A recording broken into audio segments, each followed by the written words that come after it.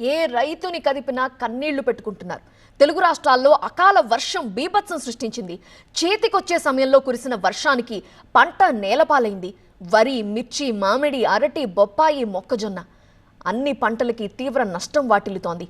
తెలంగాణలో పంట నష్టానికి సంబంధించిన దృశ్యాలు మనం చూస్తున్నాము. మామిడి కాయలు ఏ విధంగా రాలిపోయాయి, అరటి పంటలు ఎలా ధ్వంసమైపోయాయి చూస్తున్నాం. కరీంనగర్లో మామిడి రైతులు ఎక్కువగా నష్టపోయారు. ఉమ్మడి వరంగల్ జిల్లాలో వరి, మామిడి, మిర్చి పంటలకి తీవ్ర నష్టం వాటిల్లింది. ఉమ్మడి ఖమ్మం జిల్లాలో వరి ధాన్యం చాలా చోట్ల తడిసిపోయింది. మధిరలో నష్టానికి సంబంధించిన విజువల్స్ మనం చూస్తున్నాము.